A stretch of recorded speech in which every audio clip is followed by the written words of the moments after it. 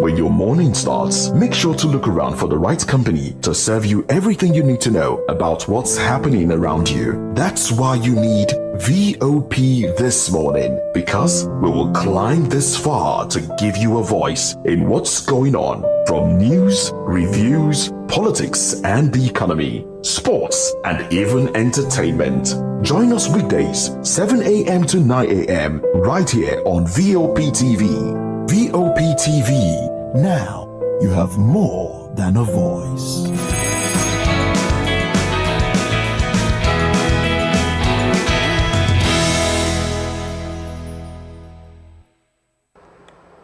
Good morning and compliments of the season to you. Well, it's a beautiful day. How you doing? I am okay, but I'm not so okay because I've not gotten all I want to get for the Christmas season. But hey, we're here, but I'm wondering the reason why our president has gone for Christmas celebration and he's a Muslim. We're going to talk about that one later. Welcome to VOP this morning. I'm Masinachi Okafo. And I'm David Edwin. So many stories to talk about this morning, but our focus this day would be the Reps, House of Representatives summoning Adi Sirika and the current aviation minister, Festus Keyamo, over suspended air project. Plus, blessing same-sex marriage against God's law. Nigerian Catholic bishops are saying that it's against God's law. These are the issues that we're tracking this morning. But before we get into discussion proper, we encourage you to click on the like button and subscribe to our page on YouTube, on Facebook, on Twitter, and on Instagram. And on YouTube, we are Voice of the People TV. And on other social media platforms, we are VOP TV Live. But as always, we have our guests in the studio. Yep. Let's just get to it almost immediately. We have with us this beautiful morning Mr. White Emmanuel White, a public affairs analyst and a public commentator as well, social commentator as well. And also we have Mr. Akeem Lasisi. What's that last name? Adeshino. I wanted you to call it. We have him with us. Well, that's how we're just going to roll. We have two of them right here in the studio with us. But first, we know very well one other guest will be joining us pretty soon, but let's just see how that goes as we go with the show. All right, we're going to dive straight to the front pages. And Ma, if you're ready, I am ready. Let's do it this morning. Yeah, I'm super ready. We have a lot of guests in the studio today, so this show is very well packed for you. And I'm going to be starting off with Daily Trust this morning. And on the banner headlines, we have low turnout, lack of cash, federal government 50% discount for travelers. And then the sub-rider says 5 million commuters targeted for support. Information Minister is the one saying that. 5 companies approved for logistics. Racketeering returns to Rigasa train station. Okay, we all know the fact that, okay, I'm going to go through all the headlines on Daily Trust, and then you tell me which one piques your interest. So on top of the nameplate, we have Port Harcourt refinery begins operation after Christmas, says Minister. 88% of Nigerians self-employed, says NBS. And then we have NNPP supporters resort to prayers as Supreme Court reserves judgment. Moving on, we have man accuses in-laws of spending lost and found hard currency. PDP calls for Oshimole's investigation over vote buying. And then we also have Senate confirms 11 Supreme Court justices, okay? And CBN investigator uncovers 593 foreign accounts opened by Emefiele. Okay, over 543 million euro in UK fixed deposits, more in USA, China. Additional infractions discovered in Nigeria. And that's all we have for the Daily Trust this morning. So, Mr. White, which one piques your interest this morning? Yeah, let me talk about Emefiele. Okay.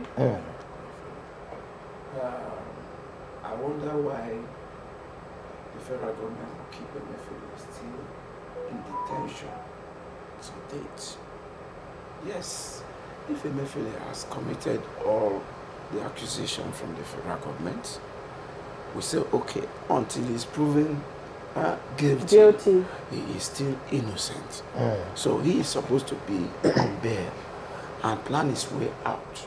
Emefiele is a known figure, not just in Nigeria, internationally, and it cannot be a flight risk of any kind if he's on bail. Okay. You understand? So he's been granted bails so many times, and they don't want to release him. And then EFCC is looking around, DSS is looking around to pick him up for another. Why don't you bring all the charges once? And we now know that he is facing 70-count charge, or 20-count charge, or 30-count charge. And then if he's granted bail, you release him on bail. Okay. Then let him come and face, the judiciary over the accusation. And that is my own. Now, we thought that when Emefiele is gone into the prison or gone out of CBN, our problem will be solved. Our currency problem is not still solved now. Okay. Now we are into the hand of Kadosu, and now cash crunch everywhere. POS are making money out of Nigerians. 200 naira for just 1,000 naira. 200 naira, and if you are withdrawing 5,000, they take 250, 300. Well, the federal government is looking into that, but you know very well that the current CBN governor Cardoso has blamed Emefiele for the cause of this recent cash crunch now. So you don't think, you're of the opinion that Emefiele should be released on bail and not being held? Yes, of the very strong opinion that he should be released on bail and let him face his case squarely with his lawyers. They will sit down together, then you put him there, and then judge him and see whether he is guilty or innocent. Mr. Akim, do you have which of the headlines would you want to react to?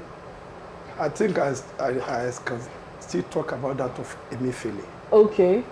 You see, this government, they are not sincere. They are not really sincere. Why do you say so? Because if you are sincere about doing things the right way, you won't follow the steps of what we have been experiencing before. Are you getting my point? The fact is that, okay, now we are saying that, okay, Emefiele has done this, has done that. Yeah. Because of this, we are in this mess. Now you have picked up Emefiele, and he has been in prison. You have been in charge for almost 7 months now, and another person has been in charge. Then what we accuse of Emefiele of doing, we are now experiencing it. Is Emefiele not vindicated?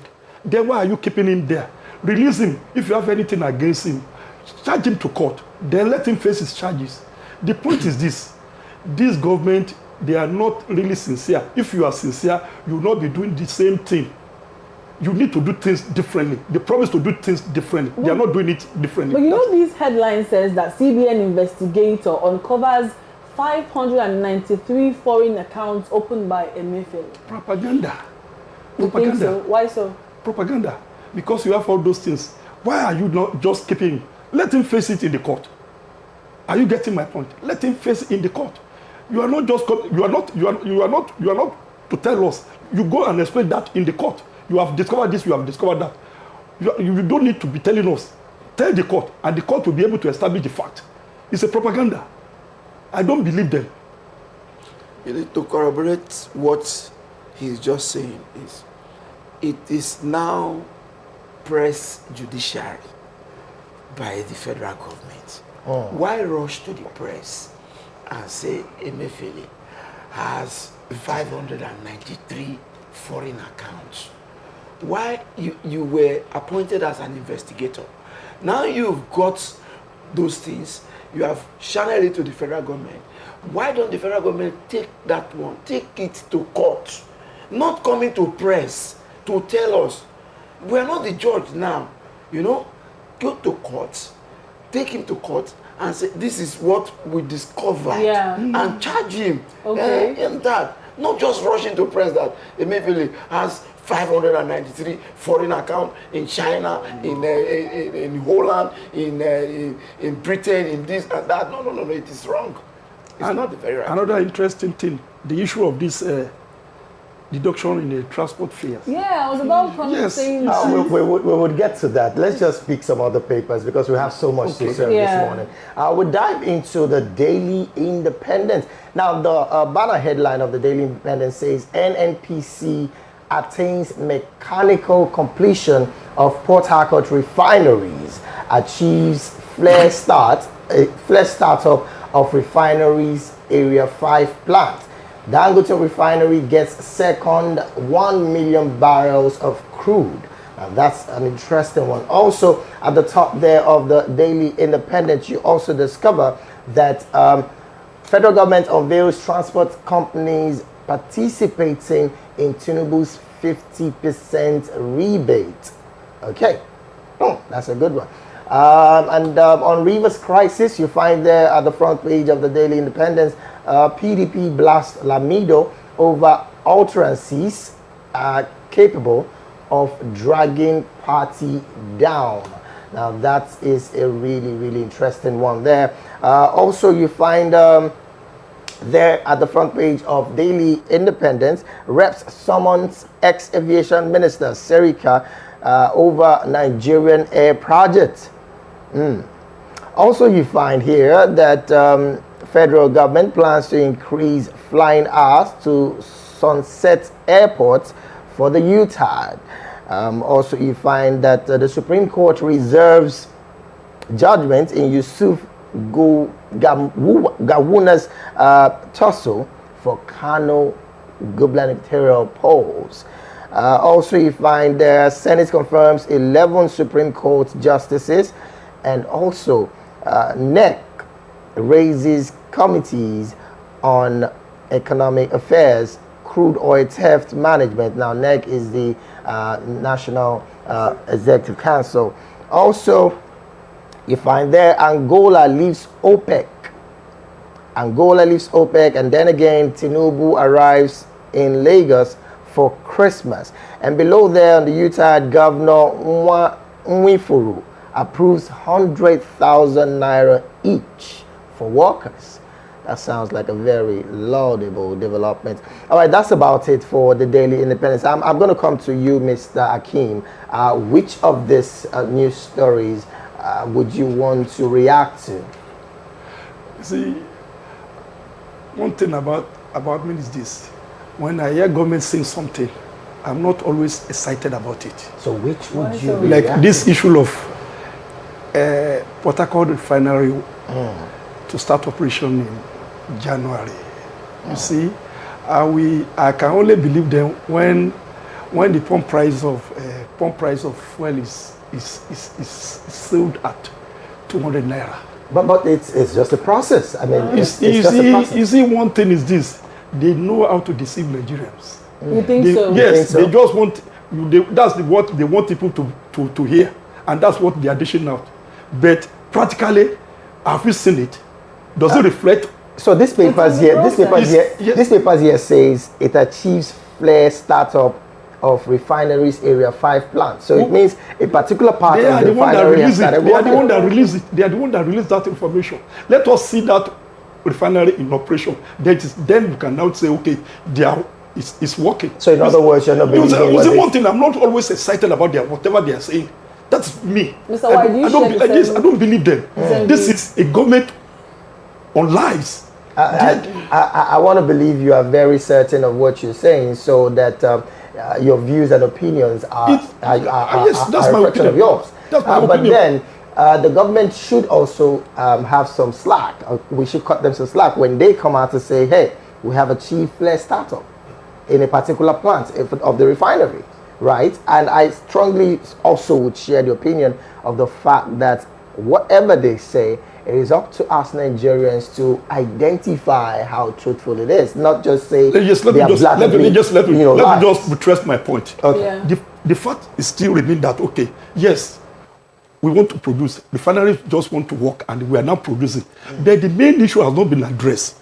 The issue is this issue of debt. That's our fuel debt. They have not been able to address it. If you produce 10 million liters of fuel in a day, I'm telling you, 8 million is being stolen. They have not been able to address that issue. That is my. I want to believe you have your facts on this matter. You see, one thing is this, because it's for everybody to see. Now, let me just tell you one thing. Now, before, we are exporting fuel. 4 refineries are working. How did we get to this mess? You understand what I'm saying? Corruption has brought us to this mess, and they have not been able to address those things. Now they are coming. They do admitted that okay, our fuel is being stolen. It's not something. I'm not the one saying it. Are you getting me? They too are coming out to say, okay, our fuel has been stolen. The Navy has come out to say, well, we know the cabal are all behind all these things. But that is the essence of government. If you know the cabal that are stealing our fuel, you should go after them. Do you think it's wise that they have taken responsibility, knowing fully well that the fuel is being stolen, and now they're trying to work on the refineries so that at the end of the day, we will not have to travel. You produce more for the thieves to take. No. All right, Mr. White would rather have what part of the story read would you react to? The story? You may see me as a very combatant. That is I'm a concerned Nigerian. Of course, yes, your opinions are yes, I'm feeling it. My opinion. Your opinions are hugely accepted. But Mr. White, let's hear. Yeah, I just want you to give me anyone because I can comment on. Okay, there is the one where the federal government unveils transport companies participating in the Tinubu's 50% rebates. That's the reduction announcement that was made yesterday. Yeah. So maybe you want to pick on that as well. Very funny. Why so? Very, very funny. Why do you honestly. say it's funny? You know, this is not what we want in Nigeria. What we want in Nigeria is a system that can be sustained. You think this can't be sustained? Yeah, a system that can be sustained. Now, you are giving this rebate for only just 15 days. After 15 days, we are back to square one. But you also You know understand? that whatever rebates they're taking, the government bears the cost as well. Very good. Now, that is what I'm saying. It's not supposed to be where the government now say, we bear a huge cost during the Yuletide period. Assuming there's a system on ground, we don't need it at all. You know, the system, the people will merge into the system during this Yuletide period. To move from one place to the other. You're speaking of systems. So what do you think the government would have done rather than reduce, have a 50% discount for transportation fare for these 15 days? Very good. Now, what I'm trying to say is, if you go to even some African countries, even as close as Cameroon, you will see that their transport system is superb. You know, if they tell you their buses are moving at 9, if you miss it at 5 minutes after 9, the bus is gone. You are joining the next bus. You understand? And their fare remains the same for years. Their fare continue to remain the same for years. You know, that's the kind of transport system we need. So whether, you know, Yuletide period, holiday period, if a good transport system is on ground, we will not need all those rebates that they are talking about. That's what I mean. Now, you find out now that by the time the 15 days is gone, we are back again. Some people are excited about this news. They're enjoying it because they have to travel. Yes, of course. Just like what my close man said just now. Nigerians are always excited when the government announces a thing. You understand? You know, they take it with excitement. And he said he is no longer excited about what the government says. That also is his opinion. Because at the end of the day, you will find out that inside that excitement, there are griefs that will end it. You think so? Yes. How do you mean? Yes. How do you mean? Because now, okay, you pick what do you call that? You pick the young shall grow. You pick Ifeshinashi. You pick this one. You go and give them huge money, huh? You know, for them it's huge money. Yes, well, that's what you money. think. It's huge money, and now even the report is still there now that there are low turnouts. Even at that slash, there are low turnouts. Well, the reason, yeah. You get it now because even that cash is not there. It's not even there. So you did not address the cash issue. You understand? You are not addressing, you slash it. Meanwhile, the president he flew a private jet from Abuja to Lagos. But let's cut him slack. He has a private. He has good. There are other countries when they are passing through hard time like this, their president and their government officials will adjust. They will feel the pain of the people and go along with the people.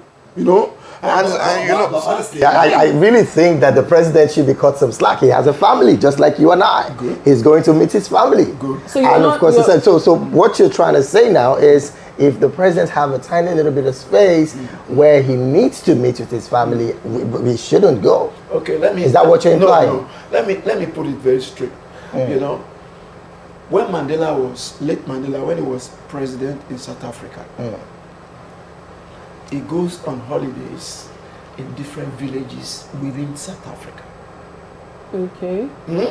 To experience what the villagers are experiencing. He will just go there, spend 5 days with him. They see him walk like them. Not different. Now, so Mr. White, Well, we don't just need to delve into it. Let's just get some other papers. Let me just chip in one thing. 10 seconds. Yes, okay. This on my own, my position is very straightforward. And this government, I've been saying it, they are not really ready for what they have promised of the change. One, this reduction in the fares is another way of corruption. Yes, because how are you going to capture those transporters, like an individual transporter? How are you going to go about that? Let me just cite an example. Okay. How can you give out what you don't have? Like what is happening in Lagos, we know these lag bus and all these things. They have the buses. They can slack the fares. They can, but the federal, where are the buses of federal government? They don't have. And I'm telling you, they are only trying to make another emergency millionaire overnight about this issue for 15 days. Just mark my word. Well, that's your opinion. But we're going to go on. That's just my point. Let's move on to other dailies. Now, we have the Guardian newspaper this morning, and the banner headline says, Nigeria, the making of a human rights abuse heaven. Okay, then we have a picture here of Nigerian... we have something here. Supreme Court reserves judgment in Kanu Guba case. And then we also have Adeshina wins Obafemi Awolowo Leadership Prize. Wow. Again, NBS pegs the unemployment rate at 4.2% amid business closure. And then reps summon Sirika over Nigeria Air project. And then we also have Tinubu's wife launches 950 million support scheme for the elderly. Passengers stranded as 50% transportation rebate scheme stalls. Reps consider semester-based fees for tertiary institutions. And then House summons the minister, CBN, over limited withdrawals from banks' ATMs. Now, I would want Mr. White to react to this particular thing of the fact that reps consider semester-based fees for tertiary institutions. What's your reaction to that? So now it's going to be like, we're not going to pay for a session anymore. Students won't have to pay for a session anymore. They get to pay per semester. Do you think that's a step in a right direction? What we actually need in Nigeria now is to see how every Nigerian can go to school. Every Nigerian, east, west, north, south. But there are some persons who don't want to. We have to make sure that we persuade them to go. Okay. Yes, we have to persuade them to go. And that is what was done days gone by. Even they come to your home, pull off your child, and say, go to school. And now you see our teenagers, and even underage on the street, hawking when they are supposed to be in school. So I think if the federal government comes with that, it's good. You understand? Okay. It will encourage education. But people are no longer trusting government, especially APC government. Why do you say so? Because when we had transitional government of PDP from Obasanjo to Yaradua, most of the program of Obasanjo, Yaradua continued with it and added his own. Remove the ones he doesn't want and added the ones that can favor Nigeria. And when Yaradua government transited again to Jonathan government, things were stable. You understand? But now APC government came into power. Even when APC president, ex-president Buhari, was transiting from one government to another, it became worse. But some persons, I'm going to hold you on your other sentence before now. Some persons are of the opinion back then that the then PDP government economy wasn't stable as well. So when you're comparing the both now, it means some persons are of the opinion that one is good and the other is not. So what would you say as regards to this? Yes, let's weigh it. Let's weigh it and see the economy then and the economy now. And those who are saying the economy then was not good, and those who are saying the economy now. You understand? Now, PDP government had the best brains. Additional that you just mentioned now was PDP government. Okonjo-Iweala, PDP government. And then the governor of Anambra State now, present governor of Anambra State, with PDP government. Even Sanusi, that is, the deposed Emma, PDP government. These were best brains. So you're of the opinion that this current, the APC government has not gotten the best brains to rule Nigeria? No, because with what Buhari government gave to us, that led us to, and this government said they will continue from where Buhari stopped. You understand? And truly, they have continued that way. Mr. Adesina, please let's have your findings on the you see, this is obvious for everybody to see. We don't need to be arguing whether this government is good or, because if you look at it, let's just look at this Fourth Republic from 1999, when Obasanjo was living in 2007. About 57 billion US dollar was in foreign reserve. Another SS cooler account was left there. In 2015, when the APC came on board, they packaged Buhari, believing that things will get better. After 8 years of Buhari, go to market. So you're still of the same opinion? It's just reality on ground. It's just reality on ground. That's all we can say. It's just reality on ground. Nobody is condemning anybody. Please, Mr. White, stay with us. Mr. Adesina, stay with us as we move over to the next topic of today. The House of Representatives has summoned Hadi Sirika, former Minister of Aviation, over the suspended Nigeria Air project. Let's discuss this when we return.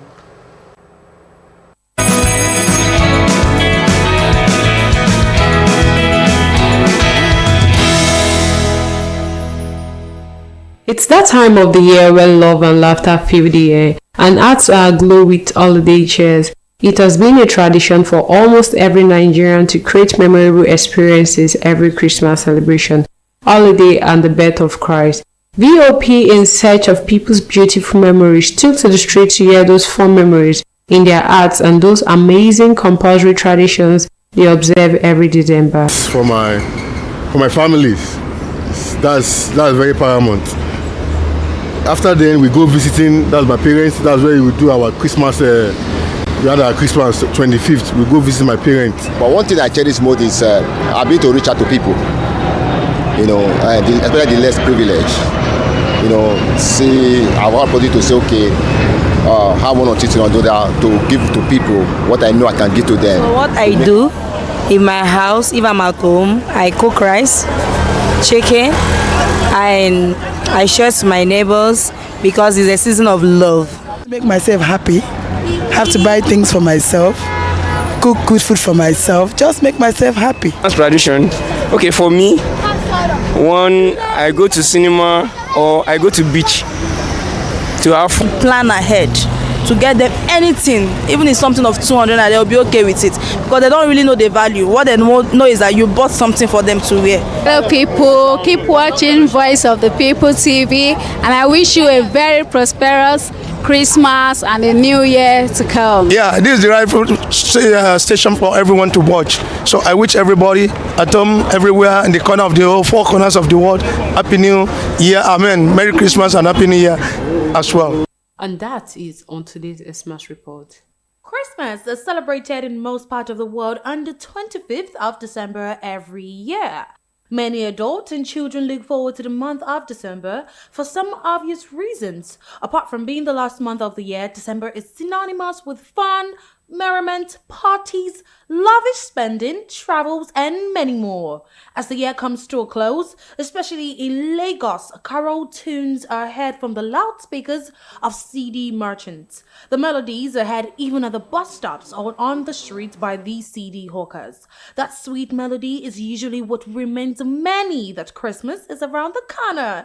Even hawkers of Christmas items, especially caps, decorations, and toys, are worried about the low purchase of the phone items. However, Christmas seems to be a bit different this year with the way the economy is looking. Some families are beginning to have a rethink on traveling as the cost of transportation and other essential commodities increased. For some families, they are more concerned about feeding than Christmas celebration. According to reports by some Lagosians, Christmas this year looks so unsure as the present economy does not support merriment this season. The hardship has hugely reduced the purchasing power of many Nigerians, including the travelers. You see, it's something that calls for concern, and the government, they have to put all these things to consideration. Because even traveling within Lagos, the high cost of transportation is bothering, it's worrisome. Let alone people traveling. You see, people that are traveling now, they are not much. Because let me just say, the Igbos, the way they used to travel. But look at who they are traveling now because of the high cost of transportation. This year I would have wished to travel, but the country is sweet. It's worrisome. It's affecting everybody. But we cannot, because of that, because of transportation, we will not leave our house. For us, no matter the situation economically, we have the victory ourselves. I want to travel, but I cannot travel. But other people can travel because everybody's hands are not the same thing. Some people can travel. Where we are paying 4,000, 5,000 naira before, now you can see 10,000, 15,000. Like we that came from eastern part of the country, where we pay 40, where we pay 35, 30,000 before, now is 45, 50. Cost of transportation, with this one we don't know what is happening with cash. Paying 35,000.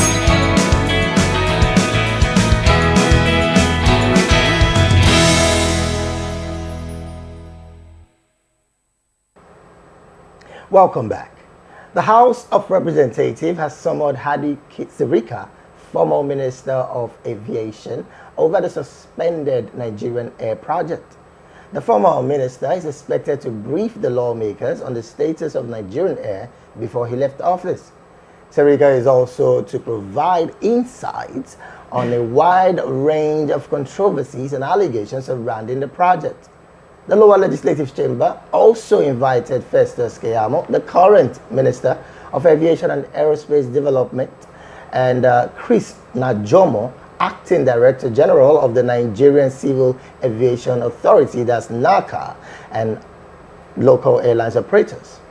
The NACA is expected to provide the legislators with the details of the Nigerian Air project as well as certifications issued. The Green Chamber passed the resolution during the plenary session on Thursday after the adoption of a motion sponsored by Tagiri Dixon, a lawmaker from Benue State. The Nigerian Air, which is the national carrier, was unveiled by Sirika about 3 days before the end of the former President Muhammadu Buhari's administration.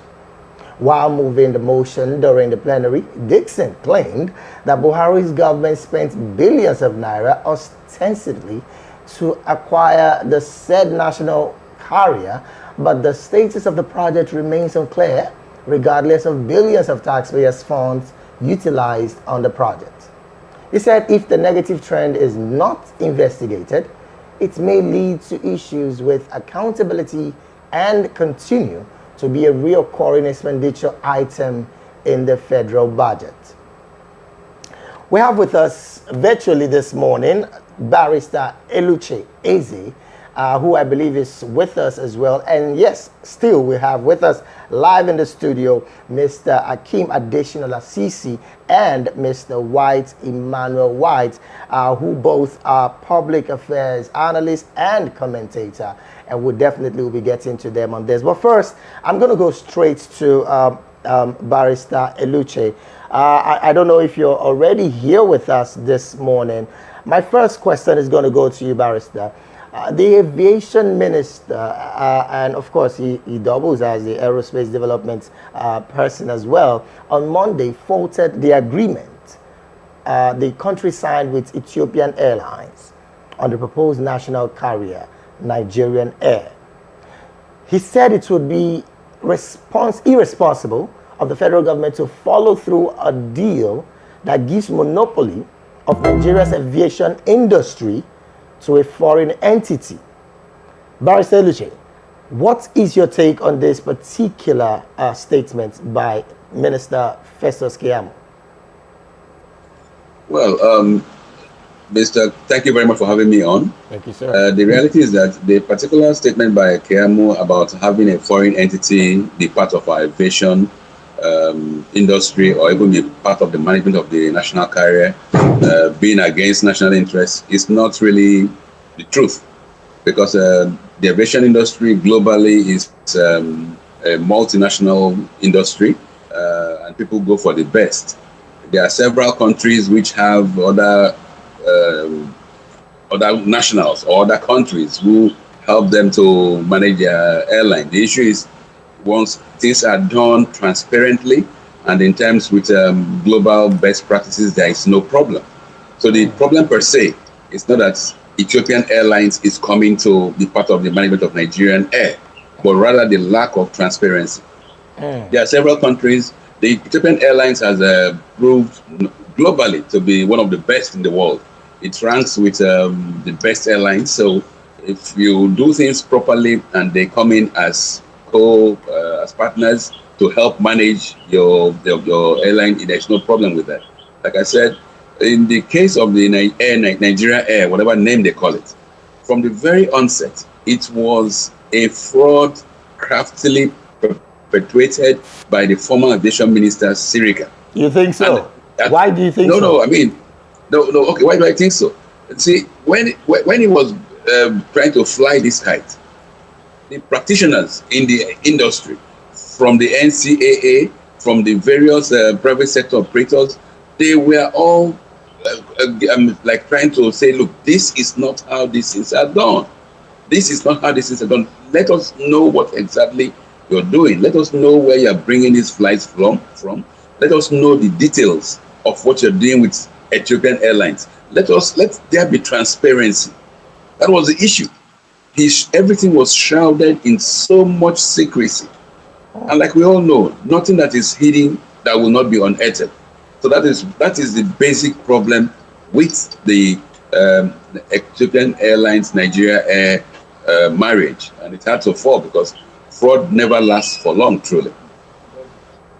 All right, thank you so much. Now I'm going to go over to Mr. White. 85.42 billion was approved to Hadi Sirika, former minister. And then former minister. And some has termed it to be a fraud. Now you do recall that in June this year, he mentioned that the federal government spent less than 7 billion naira, or the total amount of money. And it was only about since 2016 to 2023, of course.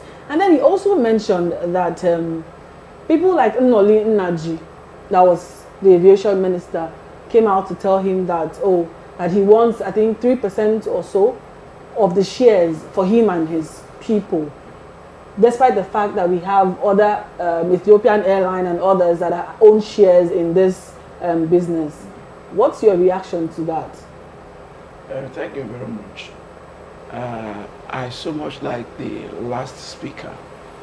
You know, when the foundation is faulty, foundation of anything, once it is faulty, it cannot last long. Remember very well that in 2018, the Faburo show, where they said Air Nigeria, you know, they parade the street of London, of UK, and say Air Nigeria is, you know, showcased. Then people cried out and said, this is fraud. This is fraud. Why do you spend all those money to do that in the UK? That was July 2018.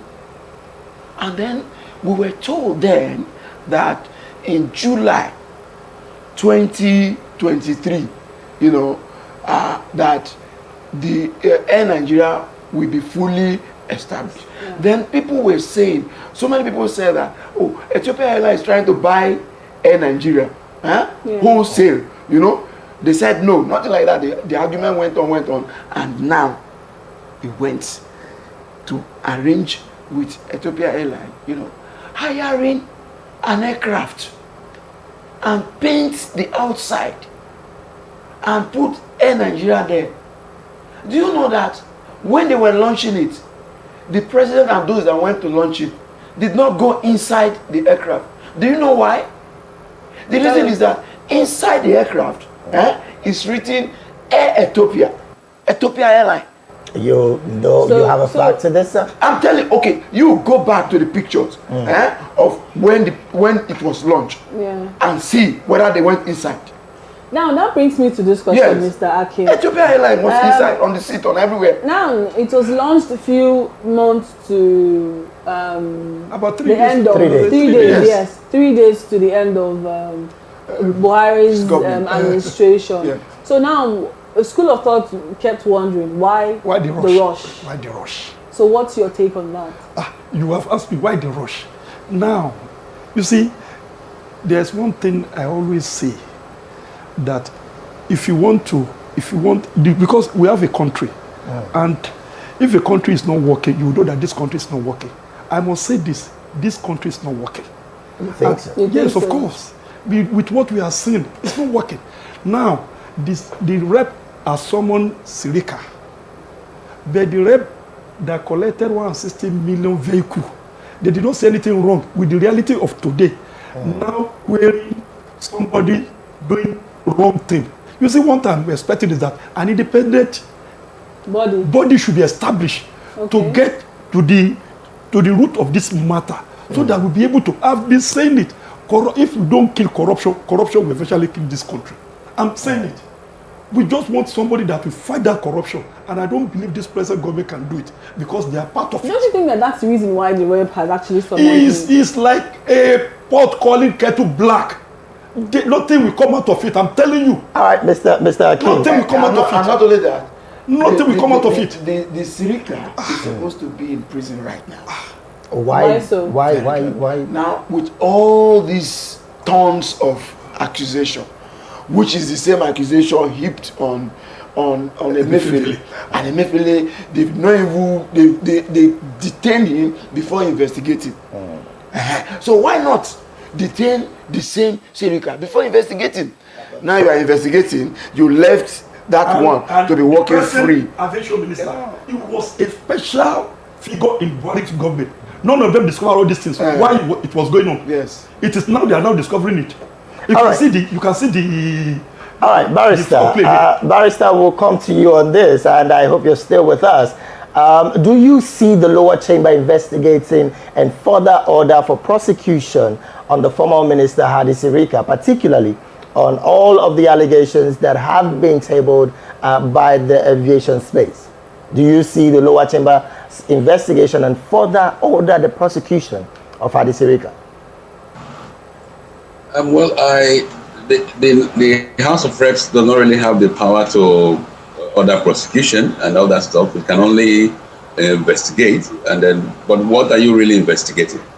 When you have clear issues of criminality, you have a man who fraudulently paints an aircraft like the other guests you have in the studio said, and purports it or presents it as Nigerian Air. I mean, everything about Nigerian Air is fraudulent. I mean, on the face of it. So you really wonder, is this government interested in prosecuting this character, this Sirika fellow? Because the persons they want to prosecute, which was basically Emefiele, because he had either some personal issues with Mr. Bola Tinubu, without any equivocations, without any investigations, they went and picked him up. So, but that's where you have clear case of fraud, which is very visible. You're still setting up panels to investigate. All these panels will end up in trying to cover the issues. And this is really, really unfortunate for this country. Okay. Even in that same guise, the EFCC chairperson, Mr. Lukoyede, rather than act on the existing laws, he's asking for new laws to be passed to go after people of spurious wealth. Is he a joker? Because you see cases. The laws are there. There is a law that says any person who has acquired wealth that is suspicious, you first of all ask him to even show how he made the money. And these guys are out there, and unfortunately for Nigerians, what we're going to see is a charade. The House of Reps, what will happen is most of them will not even show up, because there has been a sequence of officers who are summoned by National Assembly not even bothering to respond. Because when you know that the entire system is rooted on fraud, you know how these members of the National Assembly came into office. You know the role the various agencies play. So fraud cannot investigate fraud. That is the reality of this. Barrister, I would want to take you on this last line. You just said fraud cannot investigate fraud, and then initially you said transparency was about the issue that bedeviled the Nigerian air. My question now is, Hadi Sirika, yes, was the minister at the time, right? But in that ministry, there were some other people who were also under that minister who definitely would have been part of this project. I'm talking about Nigerian Air. Don't you think names should be named and not just Hadi Sirika being called to book? And then why are we only pegging it on Hadi Sirika? Because he is all in charge. And in reality, Sirika himself was not the person in charge. The person that was responsible for governance and administration then was Muhammadu Buhari. If you go by that that philosophy, it is Muhammadu Buhari that should be actually brought to respond. But then, what the Keyamo has done thus far is that he has sacked all the parastatals in the aviation ministry, the NCA, the aviation authority. They've all been removed, which shows that there's recognition of the fact that fraud permeated the system. Okay, having removed these other parastatals, heads of parastatals in the aviation ministry, why has the minister himself, who was responsible, who was giving orders, and who was very frontal in the fraud that took place in the aviation ministry, allowed to go scot-free? Is it because, like Mr. Bola Tinubu always tells the whole world, he is only building on the legacies of the Buhari administration? And these were legacies of fraud and corruption. So I mean, that is my worry, and that is why I feel that we are still undergoing that same culture of an orgy of rape and violence on our system and on our finances. The current government does not have any inclination, lacks the capacity and even the vision to begin to tackle corruption, because even the head of the government itself is rooted in corruption, drug trafficking, and money laundering. So how do you expect any good to come from this system? But let us watch and see what transpires at the House session. But I'm not sure it's anything Nigerians will look up to and expect anything good to happen. All right, so should we take that as a concluding thought for this particular topic? Yeah, I mean, my concluding thought is that Nigerians should keep on documenting these facts and then hope that down the road, there will be a time when we will have to call all these criminal officials in government to account, because the billions that they have squandered is what has kept Nigeria in this pauperized state. So we hope that down the road we can get them to be. All right, Mr. White, so let's have your concluding thought on this particular topic. It's amazing. Very, very amazing. I don't know Barrister Iluche before. Okay. I'm just seeing him and hearing him for the first time. But it's very fortunate that all of us that was brought here today, we are speaking on the same view. That is to say that the government is not doing well at all. You know. Now, like what the barrister has just said, or the question you asked the barrister, is it only Sirica, that sat down and perpetrate this fraud? Oh yes, I mean, it's not the only one. Is it only Emefiele that sat down and perpetrate the fraud or they are accusing him for? Where are others? Why only Emefiele? And now again, only Sirica. The difference between Emefiele and Sirica now is that Sirica is still working free. You understand? And if you still pick Sirica now, you will not hear any other person. It will be Sirica until the matter. But he's the one. I didn't understand. But the president is there. They attend executive meetings every week.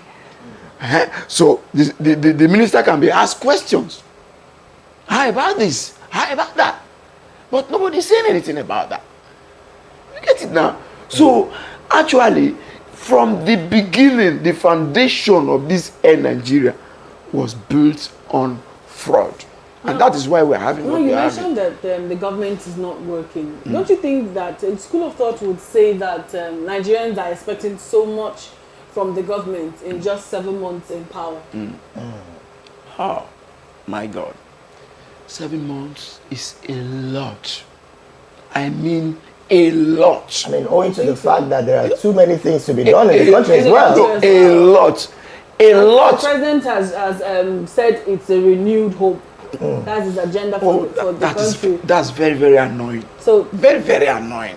Which means the hope, the change they gave to us before, was a bad change. You understand? And because they knew very well, it's APC to APC now, they knew very well that it was a bad change, that the change they were expecting did not come. It was a negative change. And now they came up again with another phrase, renew hope. See, let me tell you, for a government that will succeed, the beginning, the first month you will see it. Now, government doesn't have excuse. No excuses whatsoever. Why? The ministries are there. Okay. The ministers are there. You understand? The officials are there. Permanent secretaries are there. But the president has you need to take off. But the president has come out to say that if you're not working up to your expectations, you're going to be removed. Good. It is because he put in new ministers. In the real sense of it all, since he's transitioning from one APC government to another APC government, you understand? And you didn't speak out against this same government when you were not there in Aso Rock. And now you came on board. You started removing, adding, removing, adding, and now adding. That's why you are saying that. If you had said, it's APC government to APC government, and this minister has been there all the while for 8 years, you understand? This one is good, this one is good, this one is good, this one is good. Retain your post. You understand? Then, what about this? You get it? It is because the government of APC, the past government of APC was actually bad. They did not achieve anything for Nigeria. And now again, this one has come. Now that this one has even known that Buhari did not achieve anything for Nigerians, his takeoff would have been with immediate effect. But because he announced removal of fuel subsidy, the very first day, He came into office. That was the takeoff. Then the whole thing, but the thing, he got it wrong. Yes, but to be fair to the president, every other presidential aspirant made the same statement in their manifesto that they were going to take us. Can I answer you on that? Okay. Can I answer you on that? Just go ahead. I was really now, to you. Now, if you want to checkmate anything that you know is draining the government, you have to do it thoroughly, systematically, that it will not affect the citizens of the country. If it affects the citizens of the country, they will now look at it as negative instead of taking it as positive, just like the way it's affecting us now. You know, it's not something you should just rush. You understand? Okay. You are just coming there. Your point. Your final thoughts. My position is that, look, you promised to hit the ground running immediately. 7 months after, we have not been able to say, yes, this is what we have been able to benefit from the government, the common man on the street. The only thing we are seeing is that things are getting worse every day. Then what are we now saying? It's as if you don't even know what you are doing. Now you appointed ministers. If there was no time limit, by now they wouldn't have appointed ministers. I'm telling you, if there was no time limit given to by the constitution that okay, you must by 60 days in office, minister needs to be appointed. They wouldn't have, because they are not really prepared. All these things they are dishing out, they are just trying to patch things. I'm telling you, just tell me, let him come out and address Nigerians that, okay, my 7 months in office, so this is what I've been able to. If you could announce in the first day of your inauguration that, okay, subsidy is gone, and you know that this is what Nigerians are benefiting, you increase a pump price by 345%, and nobody is talking. Now, where are those gains, that subsidy gain now? We are still having a problem of cash in the bank. You cannot access your money in the bank. What are we now talking? Okay, we are not paying. You said subsidy is what is killing the economy. Now you have removed it. And the government has saved a lot of money from the removal of. But are we seeing the effect? Are we seeing the effect? Are we seeing the effect? Okay, the education is in comatose. The health sector is. Go out and see. Go to hospital and see how people are suffering. Go to pharmacy and get a drug and see how much you buy that drug. What are we now saying? Things are affecting Nigerians, and they too know. But they are only pretending that things are working fine. They can be dishing out lies to people. But me, I will not. Okay, you just said something that brought me back to what was said some few days ago. That's from Dr. Kayode Fayemi, the former Ekiti State Governor, to the chairman of the APC, when he told him that he should tell the president the truth. The truth. And not what he has to do. Are you also of the opinion that the president is not clearly abreast of everything that is happening in the country? I don't believe so. This Tinubu has been in opposition since 1999. He has been nursing for this for long. He has been saying a lot of things. He has been saying this, if I have the opportunity of being there, I will do it differently. I will do this, I will do that. Now, God has given that position now. What is now? For anybody saying that they are not telling the truth, he has seen the truth before getting there.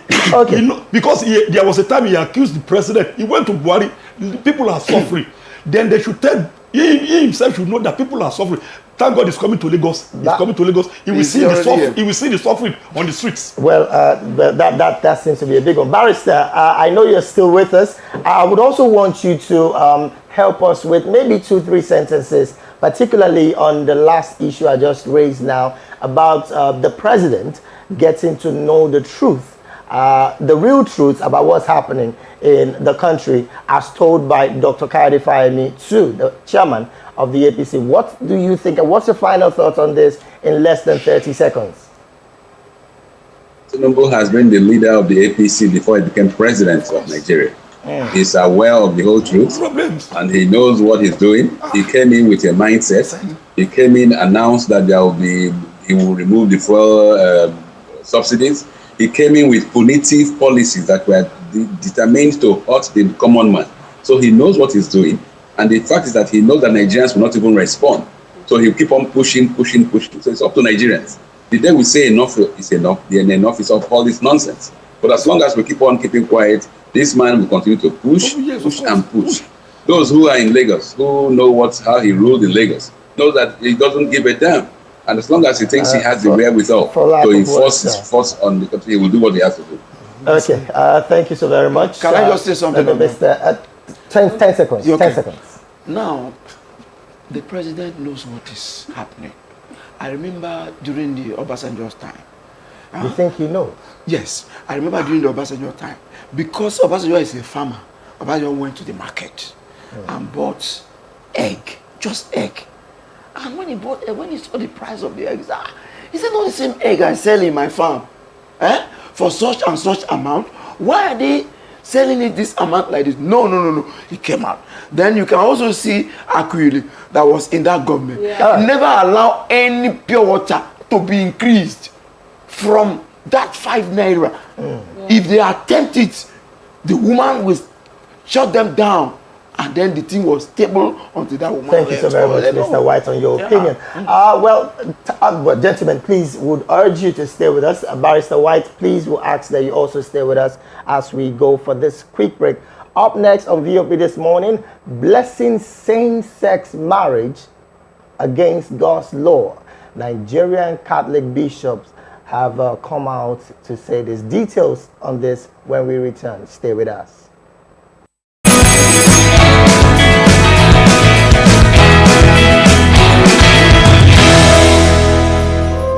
When your morning starts, make sure to look around for the right company to serve you everything you need to know about what's happening around you. That's why you need VOP this morning, because we will climb this far to give you a voice in what's going on, from news, reviews, politics and the economy, sports and even entertainment. Join us weekdays 7 a.m. to 9 a.m. right here on VOP TV. VOP TV. Now you have more than a voice.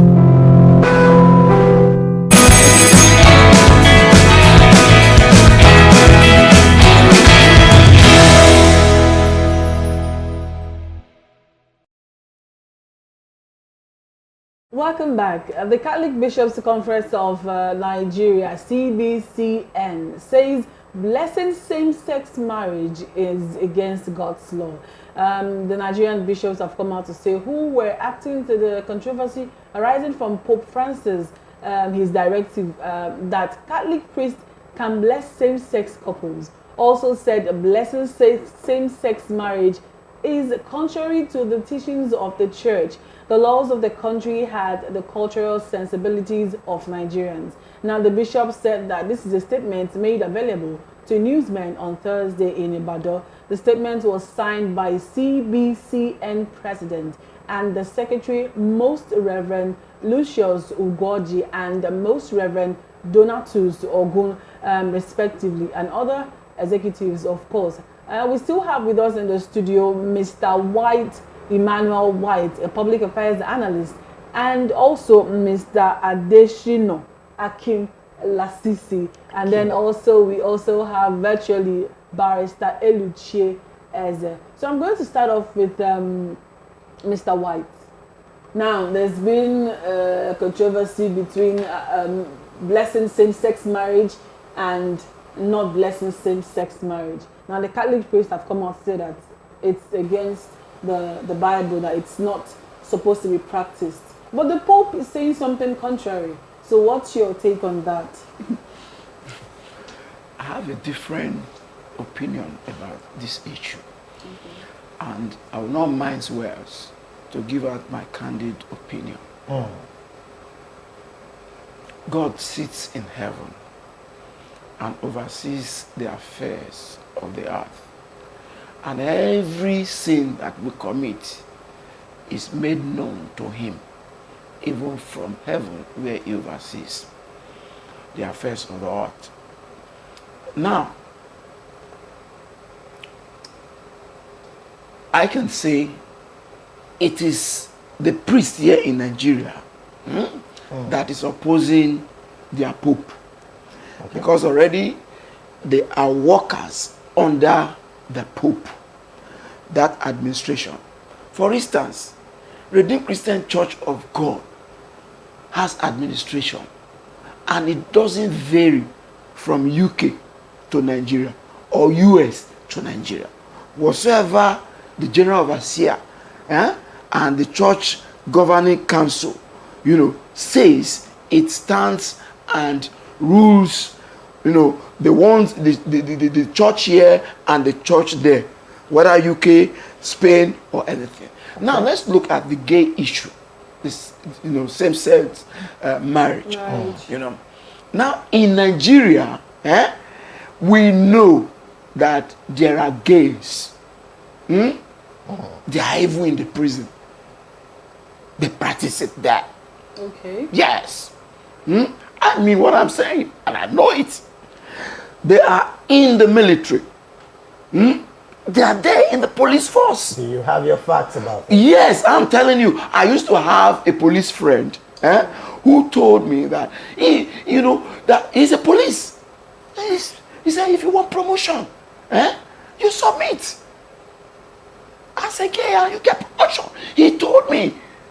Bala is his name, I know. No, I'm telling you the truth. Okay. Yeah. I'm telling you now that in Lagos here, you have gays. This was what the advanced nation look at and say, okay, they are hiding. They are within us. Let us even say, okay, come out, let us know you. Then it is left for you to bear the punishment from God. Sodom and Gomorrah was existing in that world then, while other people were existing who never did such thing. But when the time of judgment came, the judgment fell on only Sodom and Gomorrah, where they practice gayism. Do you understand? So the people are hiding now. They are there. They are hiding, doing it in Nigeria and in many other countries. And inside the Catholic, the Pope must have seen it also. That is there. That is the reason why he said you can give it blessing. So if you are opposing the Pope, then you are his worker, you are opposing him. But then Barrister, please. Yes, Barrister. So we considering the fact that Christianity was introduced to us in Nigeria, and then the Pope has approved the same-sex marriage, but the bishops are saying this is not right. Do we still follow suit?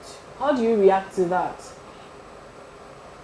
Well, Nigerians have to realize that both Christianity and Islam are foreign religions that were brought into us and imposed by either colonial masters for Christianity or attacking elements from the northeast, whether the Fullers or whoever. So these are imported religions. So when you are part of those two religions, you are just basically open to the operations or directives from those foreign authorities. For the Muslims, it's from directives from Mecca, the Saudi, who are the custodians of the holy mosques. And for Catholics, it is the Pope who sits in Rome. And what the Pope has just done was he was reacting to pressures from the West. That is, in the West, there has been this clamor for homosexuals to have rights and all that stuff. So the Pope was only responding to the clamor from the Western societies, and he now issued that decree, and it says it will affect the whole world. So those bishops in Nigeria who are writing whatever they can write, the fact is, do you still consider yourself to be a Catholic? If you do, you are subject and bound by what the Pope has said. And then there's a very critical example that happened not too long ago in Nigeria. The people of Ahia Zumbise refused a particular bishop that the Pope had, this same Pope, Pope Francis, had sent to be a bishop for Ahia Zumbise. They rejected him. They said, no, we don't want you, we don't want you. You know what the Pope did? Pope Francis not only removed that man, his name is Bishop Opaleke. He took him away from being a bishop and made him a cardinal. That is, made him a prince of the church above all bishops and archbishops. So that tells you what this write-up by Nigerian bishops amount to. It simply amounts to naught. It does not have any relevance in terms of reality of obeying what the Pope says, because the Pope in the Catholic creed is unfallible. What he says is law is law. The other noise they are making locally is immaterial. what even worries me more, because I read through the communique of the Catholic Bishops' Conference of Nigeria, what worried me more is that they had the guts in that their correspondence to refer to polygamous marriages as an irregular union. That was an insult to Nigerians. Because when they were listing irregular unions, they said homosexuals, concubinage, and then they mentioned polygamous marriage. Now, polygamy is the root, is the basis of Nigeria culture. All over Nigeria, it is the mainstay of our culture. And because you want to defend what your Pope has said about homosexuals, you now dare to equate polygamy, which if our parents here didn't practice it, then definitely the grandparents of all of us here practice it. So it is the root cause of Nigeria. And in a bid to defend an indefensible, you are now trying to cast polygamy as irregular union. No, sir. Polygamy is the base of Nigeria, and it's not an irregular union. It is the norm. It is how Nigeria evolved. And we should have that straight. Perhaps it's the right time when the Catholics, if they really want to be serious about their independence, to say what to defend their faith, like the Anglicans did not too long ago, when this same issue came up in the Lambeth Conference. What the Anglican Church in Nigeria did was to basically break away. I was going to come to that, barrister. Because, yes, I was also going to come to that. I know very well that the Anglican Association of Nigeria also pulled away from the international body.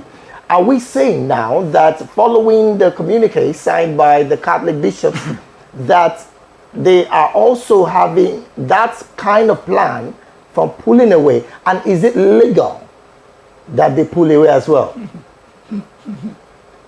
It is not. It wouldn't be the first time a country is pulling away from Rome, from the Church of Rome.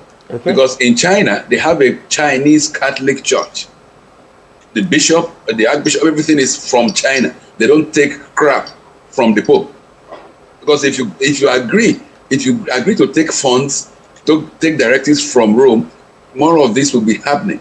I wouldn't be surprised if the next thing we hear is that they will not also attack the Trinity or attack the celibacy. Already this same Pope has decided, is trying to support that priests don't need to be celibate, that they can as well get married. So he's like a Pope who is out to cater to the desires of modernity, in quotes, modernity. Because religion is religion. It's like you are following the dogma of religion or you are not. Nothing like being modern or whatever with it. So the Nigerian Catholic bishops, rather than go and write all that stuff they've written, they can decide, okay, we've broken off. We are now the Nigerian Catholic Church. But guess what will happen if they do that? The Pope will find a way to get a few of them, and they'll come over to Rome, give them one or two things, and then the rest will become the minority. That is exactly what happened to the people in Ahiazo, Mbise Catholic Diocese, where they rejected Bishop Okwaleke as their bishop, and the same Pope made the bishop a cardinal. So that is what will happen in the Catholic Bishops' Conference of Nigeria, unfortunately. The Pope will find a way to meander and make sure that they do what they got to do, because that is the Pope who is the authority of the church has spoken. And we should stop all these pretenses. Some of our friends who are in the Catholic Church have been trying to defend it and all that stuff. Hey, you don't defend indefensible. The Catholic Church, who is the head of the Pope, who is the head of the Catholic Church, has allowed and agreed that there should be a blessing of homosexual marriages. So nothing can change it. All right. Thank you so much, Barrister Elichi. Now I'm going to ask this question to Mr. Adeshino. The scenario, if this had happened from another perspective or religion, how do you think the reaction would be? Do you think that this reaction is actually going to be the same as from the other side? Let me just let you know that I'm Muslim. Okay. And I will not align. That was why I asked you that question. How you're going to react to that? I will not be in support of that. Okay. I will align with the position of the Catholic in Nigeria. Okay. You know, we are human beings. We have our cultures. We have our morals. Morally, to me, it's wrong. Culturally, as a Nigerian, it's also wrong. Constitutionally, in Nigeria, it's so wrong. I will not be party to a gay marriage, how should I attend that? If Nigerian Catholic are saying that, look, we are not by your idea, as the barrister has said, a pressure from the West. We have their own way of life is different from our own way of life. Yes, they brought religions to us, and we accepted it. But they cannot just say because of that they will be imposing everything on us. Yeah. Pope is a human being. He is prone to error. If he has committed an error, they can identify that this what you are saying is not proper. For our own, in our own case, we will not align with you. We can decide to stay on our own. We can still remain a Catholic. But I, as a person, as a Muslim, it's a taboo. I was Okay. Now let's just come to you, Mr. White. Nigeria is strong when it comes to cultural and moral values. Following that communique by the bishops yesterday, would you say that that is a step in a right direction for the continuation of our status as a country that is strong on moral values and, of course, cultural values as well? Yeah, thank you very much. You first of all look at if the bishops here have the muscle to stay on their own and cut away from Rome right now. When I say muzzle, it's in different ways. First of all, financial muzzle. Secondly, population muzzle. And then thirdly, agreement muzzle. Will all of them I think agree? The third one is playing now with their community. Will all of them agree? Yeah. You know, look at what Barrister is saying now, that some are even, you know, having a discordant tune already, you know. So that is that for that. But in the return of it all, homosexuality is bad in all facets. In all facets. Now, the different denominations that you have today. So what you just said now is practically based on the Nigerian circuit, not the foreign and the world decision. When we talk about the Bible, that governs all Christians in the world, the Bible condemns it in totality. Except you want to erase out some portion of the Bible and rewrite another Bible. So that is why I said that's why I'm saying it. The only thing is that God himself, in his infinite mercy, and has given man freedom of choice to choose what you want to be, but you will face the consequence from God. Okay, Barrister, I'm going to come to you on this, and I'm coming to you because I want to go legal now. Yeah. In Uganda, death penalty is for anyone who is caught for same-sex marriage. In Nigeria, it's 14 years. Now, don't you think that just because the rule is a bit limited in Nigeria, the very reason why we still see this kinds of things happen amongst us in our society?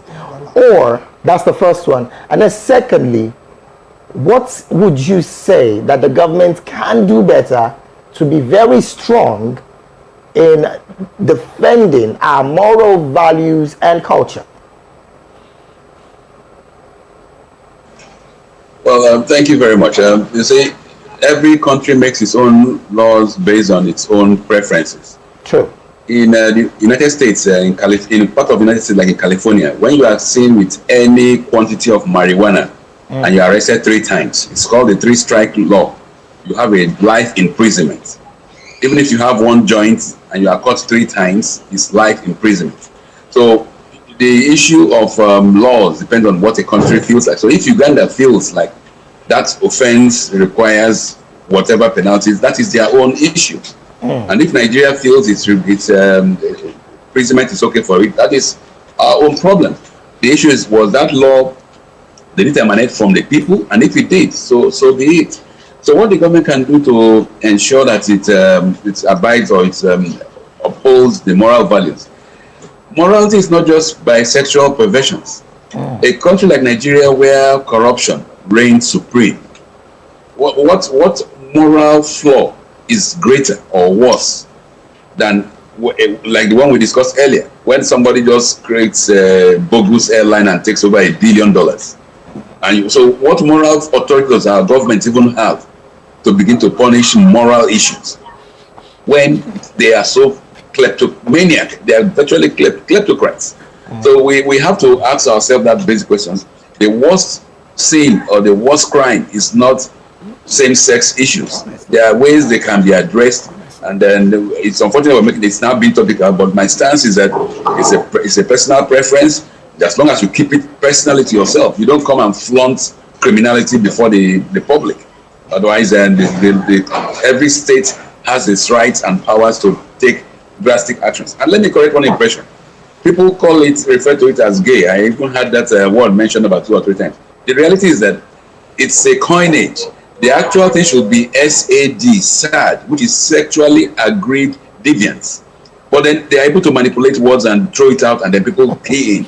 So to your question, the Nigerian state can make whatever laws it feels like to uphold our moral integrity. But then, in the Nigerian state as currently, in how deep-rooted we are in corruption, how the justice system is, the electoral system is, what moral authority does these governments have to begin to go after people who observe their sexual preferences in any way? For me, it is zero. Until we have a society that is rooted on morals, the government does not have the capacity or the standing to begin to address moral issues. All right, Barrister Eliche, now as a barrister, the bishops have come out to say that they are not in support of this, but the Pope is saying something contrary. And then in Nigeria, of course, it's a criminal offense. It's against the law to agree to that. But someone mentioned here that the Pope is like the president. Whatever he says should actually be adhered to. Now, the bishops are saying no, and the Pope is saying something contrary. But in Nigeria, it's a criminal offense. How do you think these people will be able to balance this? Well, the issue is this, and the fact is this actually. With Nigerian laws, any priest that aids or abets a criminal act, which is a same-sex marriage, can be held liable, prosecuted, and sentenced under Nigerian laws. So thereby going against what the Pope has said? No, with Nigerian government the Pope is immaterial to the Nigerian government issue. We're talking about Nigerian law. Okay. So any priest who decides to obey the law and publicly either aids or abets a same-sex marriage has flouted Nigerian laws and can and should actually be investigated, arrested, and maybe convicted if found guilty.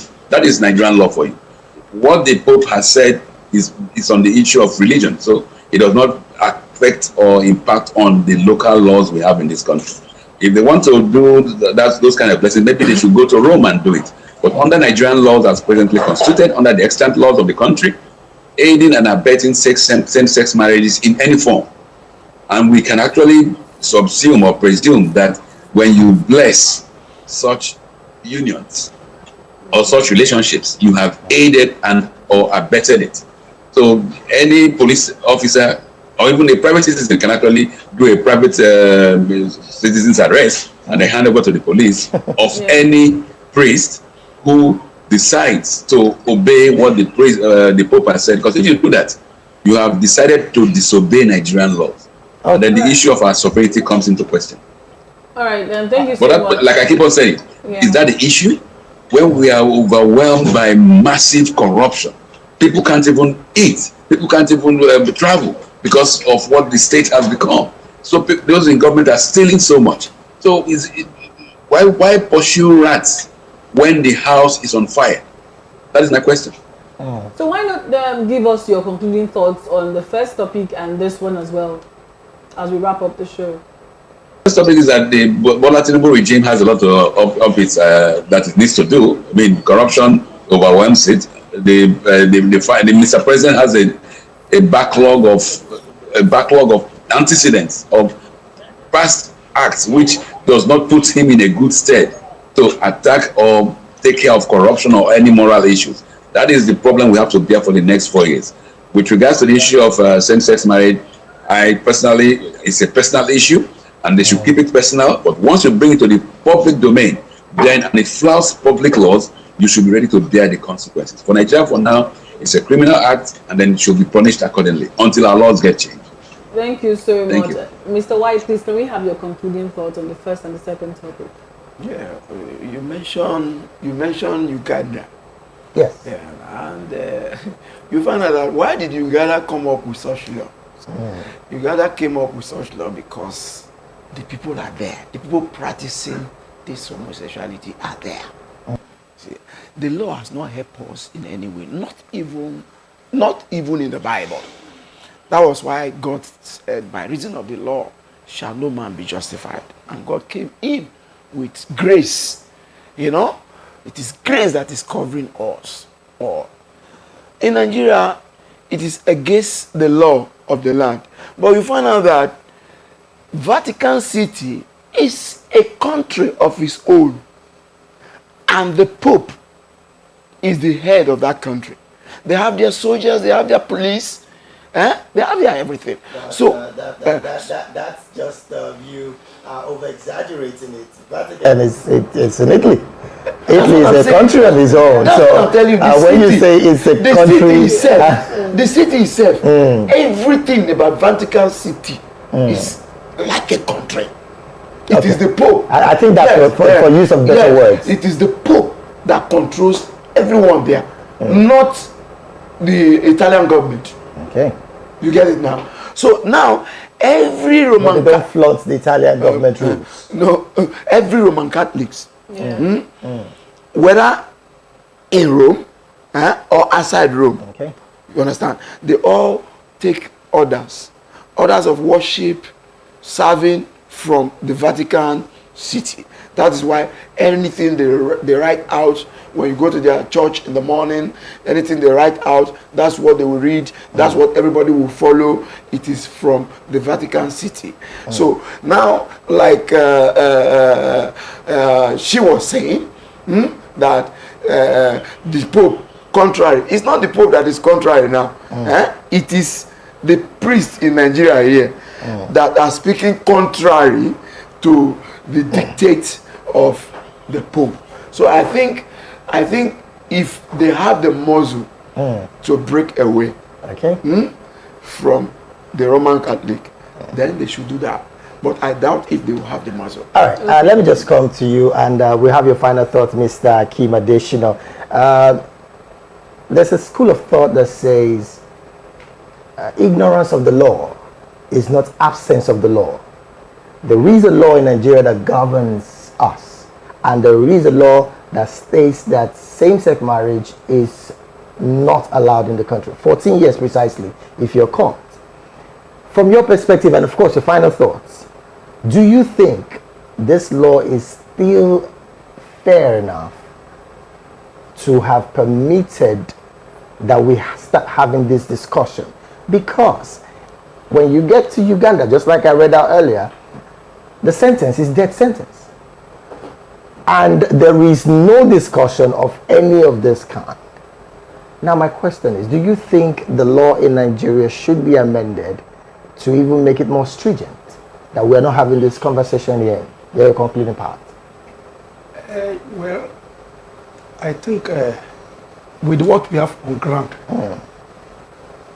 if anybody goes contrary to that, it's still a problem on that person.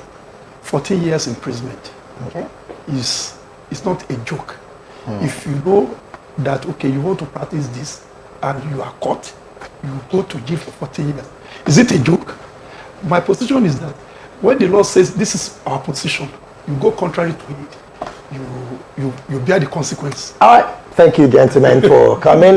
With us today had been Mr. Akeem Additional Asisi and Mr. White, Emmanuel White, both public affairs analysts and public commentators. And of course, virtually we had Barrister Eluche Eze. Gentlemen, thank you so much for being part of the conversation this morning. And we do hope that when we call you again, you can oblige us. No, glory to God. All right, that's about it for the discussion segment of this morning on VOP. And well, the next up next is business, entertainment, and sports updates. Stay with us.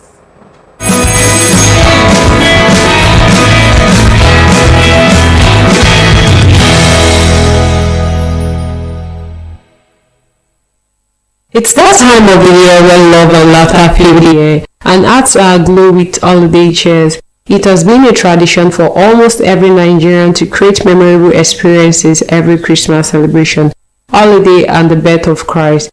VOP, in search of people's beautiful memories, took to the streets to hear those fond memories in their hearts and those amazing compulsory traditions they observe every December. For my families, that's very paramount. After then, we go visiting. That's my parents. That's where we do our Christmas. We had our Christmas 25th. We go visit my parents. But one thing I cherish most is ability to reach out to people. Especially the less privileged. See our opportunity to say, okay, have one or two things on to give to people what I know I can give to them. So what I do in my house, if I'm at home, I cook rice, chicken, and I share to my neighbors because it's a season of love. Make myself happy, have to buy things for myself, cook good food for myself, just make myself happy. That's tradition.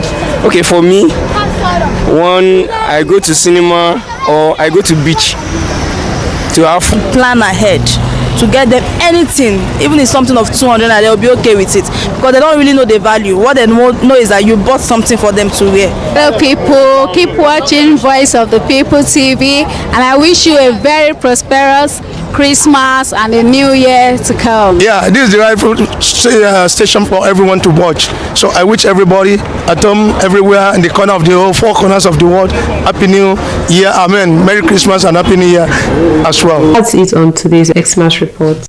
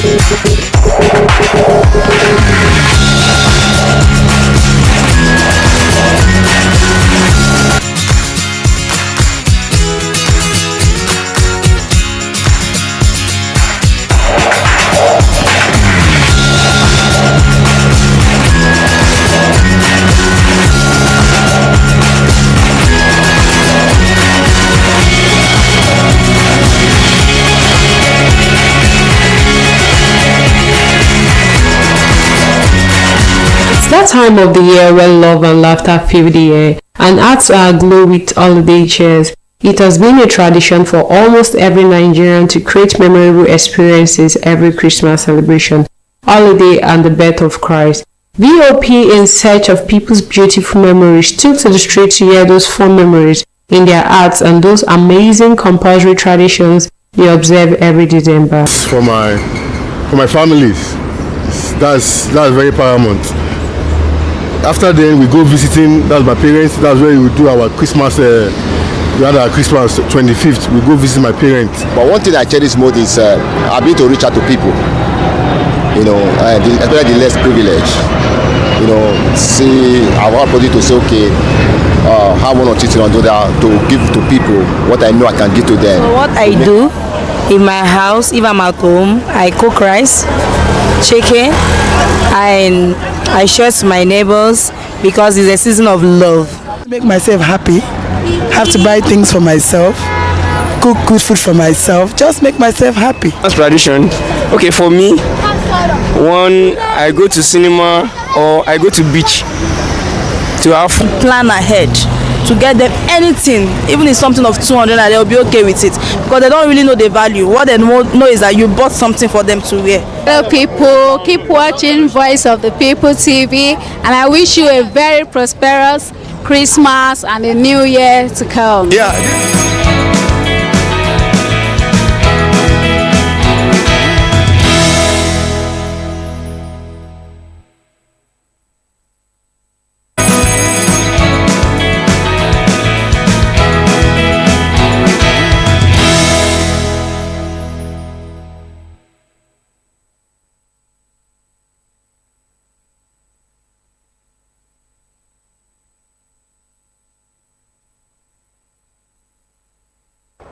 Welcome back. Now to some business news this Friday morning. The Central Bank of Nigeria has cautioned POS operators over cash availability. This was made known in a statement signed by the Acting Director of Communications and Public Relations, CD Ali, on Thursday.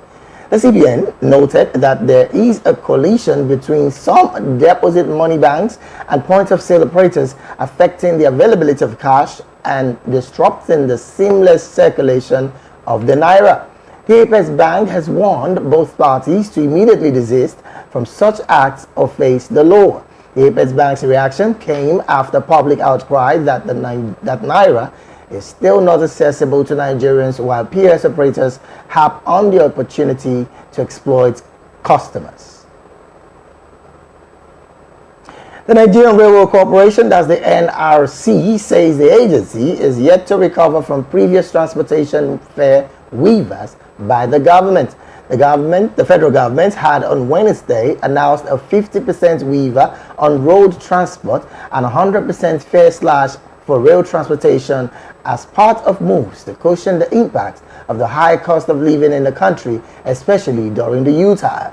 But hours after the move, the managing director of the NRC, Fidet Okiria, while commending the development, expressed concerns over the cost of the intervention scheme and hopes the federal government can defray the cost. The NRC boss explained that the agency will buy diesel to power the trains and other expenses. The cost of transportation skyrocketed in Nigeria owing to the removal of fuel subsidy in a country where the majority of the people use road transportation. Social media platform X, formerly known as Twitter, suffered a widespread global outage amid temporary issues and assessment. The outage lasted over an hour on Thursday, disrupting the access of thousands of users. According to reports, more than 47,000 users in the US encountered difficulties accessing both X and X Pro. The outage affected users not only in the United States but also in the United Kingdom and Asia, where individuals reported being unable to view posts on the site. That's it on business news. Up next is entertainment. Stay with us.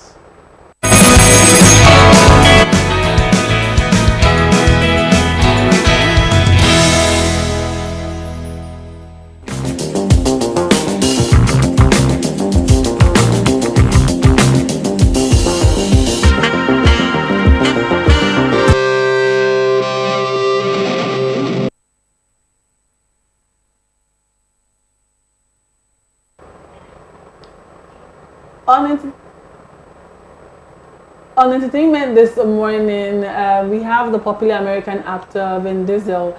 He has come out to say that he has been dragged to court, of course, by a former assistant over claims of sexual battery, which allegedly occurred in 2010.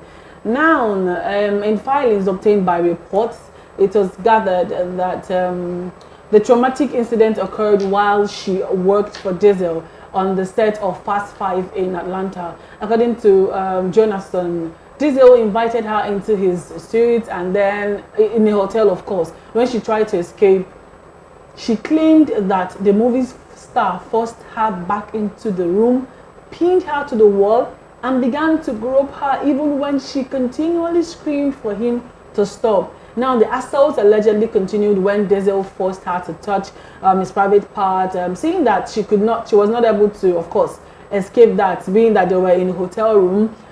She said she closed her eyes, scared of making him angry or getting rejected by him. She tried to disassociate and wished that the assault would actually end. But the assault never ended. And then, aside from the sexual battery, Jonathan has also suing for unlawful termination because, I mean, after all these things that happened, it was alleged that she had been fired by Diesel's company hours after the incident. Now, it's quite an incident, alleged battery and sexual assault, and then after that she was sacked. Or what do you think about it? Oh, well, again, like you just rightly said, it's still an alleged situation. Well, the courts would have to prove it right or wrong. Yeah. And then we've seen some of these accusations come, and then in the end, maybe it was just the lady who was just trying to be, I don't know, intelligent or something. But until then, I also would say here that I'm not one. So I detest when I hear battering a man to a woman. Yeah. It's not really cool, and it's not something that we should see in our society. That's my position. Okay, it sounded like it's the women that always try to frame men. No. So we've seen situations like that. I mean, in sports, there is the case of Benjamin Mendy and all. Well, so I mean, a lot like that's happened. And I think Neymar as well. Oh well, the Neymar issue, there and there, but. Okay, moving on to the next entertainment news this morning. Spotify has named Nigerian rapper and musician and record executive Olamide Adedeji, popularly known as Olamide, as the most influential street pop artist of his time. Spotify's editor for West Africa, Boteng, announced the recognition in a statement made on Thursday in Lagos. Boteng emphasized the impressive rise of the street pop within the Nigerian music landscape, indicating its progressive ascension into popular music.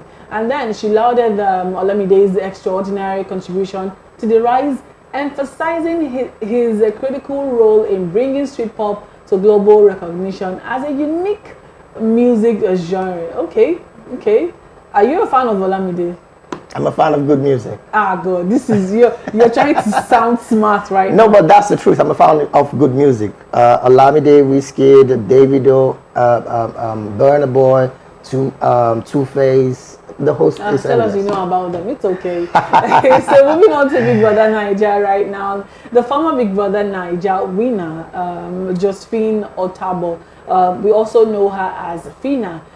She has been invited by the Nigerian police over her alleged failure to return a rented wig after the expiration of the rental period.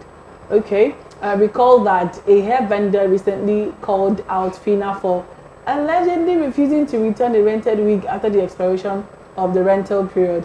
Despite initially denying the allegations, she has come out in a video sharing on social media page recently, admitting, and she also came out on social media admitting the whole thing, the wig, saying she returned it after she was called out, but the hair vendor rejected it.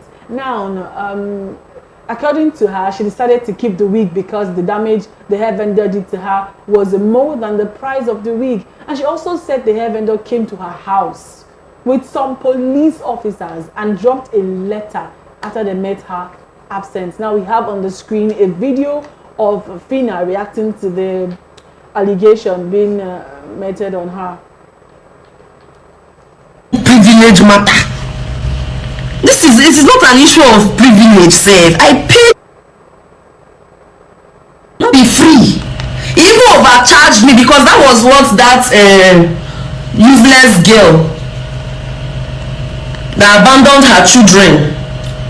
That was what she. In fact, from even when I saw it, I felt it was a planned work. Honestly, I felt it was a planned work because I don't know anything about. I was just seeing screenshots. People are saying she's even pricing the hair. I'm like, what's going on? No? What's going on? So I know a lot of you hate me. I know you hate me, but at least at this point, it don't even matter. But I just want to let people know that Operation Carry Fake News, it's time for me to now wake up to deal with people. Because at this point, it's getting too far. It's beginning to be reacting to the hair vendor coming to our police, and then she's saying that the hair vendor even charged her more. Now, it's making me wonder, and I want to ask this question. I didn't know that people now rent wigs. Oh, well, welcome to Nigeria. And she's a celebrity, for crying out loud. Well, the story, like you just read, did happen before she became the BB Niger winner. But even if it did happen before or after, you rented a property. Return it as a wig. A wig. Okay. A wig. I'm trying to be modest about continue. But in all honesty, following the video that we just saw, I think I don't know, in my honest opinion, I just feel that sometimes some of these celebrities should do more to portray the country and their personality in a good light, rather than just coming to act this way.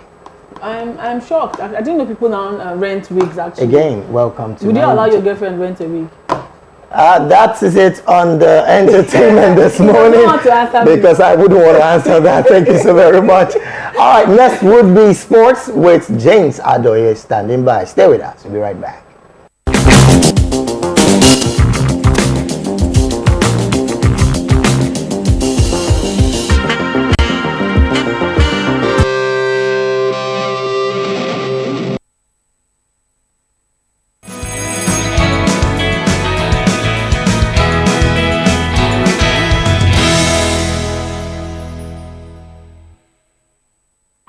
Audio Jungle.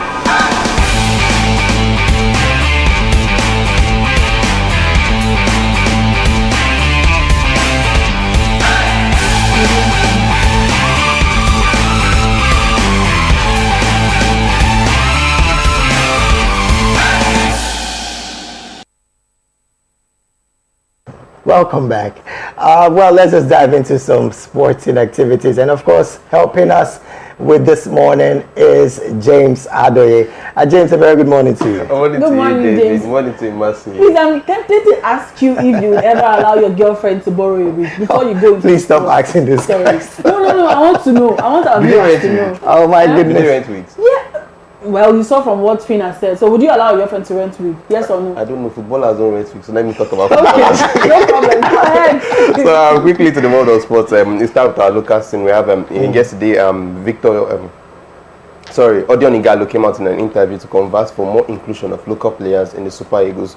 We know the provisional list for the team going to AFCON was released earlier this week, and yesterday Igalo came out in an interview to express his disappointment in Joseph Peserio for just including just 3 players from the MPFL, and it's actually a very big shock. We know we spoke about it yesterday where we said other African countries like South Africa had 11 players from their league that will be representing Nigeria in the AFCON. But yesterday, Igalo, former Nigerian striker, former winner of the AFCON competition himself, came out to criticize the head coach that just including just 3 Nigerian players, Ojo Olunleke, Amas Obasogi, and Christian Nwoke were the only 3 players involved. And we know the final is not out yet, but maybe from these comments and reactions of many Nigerians, he might just go back and look into other players in the league that can bring into the competition. But I just think 3 players are just too small, and this is not even the final list. You know, it's possible for them to just drop off it's still possible they might drop 1 or 2 players from the 3 and just go. And we know the last competition, the last time AFCON that was held, that was hosted in Cameroon, we saw only one home-based player that was taken. That was John Noble. And this year now we also have 3 people making it to the professional list. The final list might just go with just 1 again, or maybe nobody again. But we just feel we have good players in the league actually that can represent us. You have good players. No, we know we have. We know we have good players. We know we have good players. We know we have. This is what it is. I mean, you have players who are scoring a plenty. One of such is the player of is it Remo Stars now? Plenty, I can't remember. That has 9. Player. No, so I know of Hillary Plateau United with 5 goals, 5 assists. Please don't do this to me. Well, again, I feel that more Nigerian players should be included in that list. And I don't even know if Pizarro would ever take any one of the 3 that he invited in the 40 man that's list. the problem. That's one thing. That's worrisome. Ghana is taking about 9 to 11 players. Exactly. And Ghana have more established players. We know we have the likes of Williams, both Williams, and we have Partey and the rest. I wouldn't want to agree with that. Come on, when you say Ghana has more established players, like more players that participate in their club side, we know. There are 8,000 and more. Come on. Someone is fighting for his Forgive me. We just hope before when the finalist comes out, he can just include more players and putting them on the map. Actually, you know when you bring players from the local league and they're performing very well in the AFCON competition, more people want to know more players that play in the league. So I think just in the league as well. Yeah. So I just think maybe you should just have a change of mind and maybe come back to that. Moving on, still on Nigerians, still in Nigerian story. Now we have Serie A giants, Juventus, AC Milan, Napoli are currently battling are currently interested in signing Victor Osimhen. Still a speculation actually, but we have 3 Italian giants coming in to seek the signature of Boniface. And we know Boniface has been on fire. The 22-year-old who just completed his move from Belgian League and Union Saint-Gilles to Bayer Leverkusen. And this season alone he has produced 16 goals in 23 appearances for Xabi Alonso's side. And currently I think Bayer Leverkusen sits second first in the table. First in the table currently. So we are reading reports of Juventus, AC Milan and Napoli currently battling to get the man into their team. Hot cake. Very hot cake. And it's still 22 and his current market value is about £40 million. If you have Victor Boniface, what would you think? What would you think about that? Well, again, he's been playing good. 5 months back to back, having the rookie award player in the Bundesliga. That's a huge one. Yes. And having an array of such talented players in the country and in the team, that's the Super Eagles team. Yes. I hope that the manager, I'm talking about Pizarro now, will be able to manage it very well. But talking about him going to a very important club, I think one of the biggest club sides in Europe should be better. You don't think it's too early? It's not too early. There's no time I think it's just too early. There's no time. If you're fine on all cylinders, get the money. I mean, it just started. I mean, we just got to know him like of recent. He just started. His career just hits like we're still very young, early for us to decide if he's a peak of his career. But we know he's just 22, and I think he just takes more time to just grow. Why are you playing down the victory of this young man? No, I'm not playing down. That's what you are doing. I know. We know we have seen in the past where players leave too early. Show me a player that won the player of the whatever 5 times. Come on. In 22 years. Of his age. All the federal government on your matter. No, please. No, Victor Boniface is actually a very good player. We know he's a very good player, but he's a man. He will decide on his own when the time is right. When the time is right. So I just think it should just for now they are just speculation. So if they come and he thinks moving to a better team is the best option for him, we support him on wherever he goes. We're surely going to support him. All right. Moving on, we saw we had a Champions League. A La Liga match yesterday where Real Madrid and hosted Alaves. We saw the match where 10 men Madrid were able to dig deep late into the match to get a 1-goal win. Okay, and the goal came in from Lucas Vasquez late on 92nd minute. Earlier in the match, we saw around the 54th minute, we saw Nacho lead the match through a red card. But Madrid digging deep late on in the match to get that full 3 points, the most important 3 points I think they will get in the whole season. It's actually a very big one for them. Currently they are on top of the table where yesterday we saw Girona unluckily drew to second, but we just want to see how Madrid are coping is actually a very surprising one for me. They have a long list of injury and still getting the result is actually they're still performing miracles. Kudos to the manager. Very good one for Ancelotti. Ancelotti is doing very well, managing in player. We saw yesterday Tchouaméni played in central back after his red card, and then before we got to interviews where he said Tchouaméni can play anywhere on the field, and making him playing centre back yesterday was actually a very good one. I hope Ancelotti can continue managing the side with the battling with injuries and everything. But congratulations to Madrid, currently on top of La Liga. We'll just see how they go.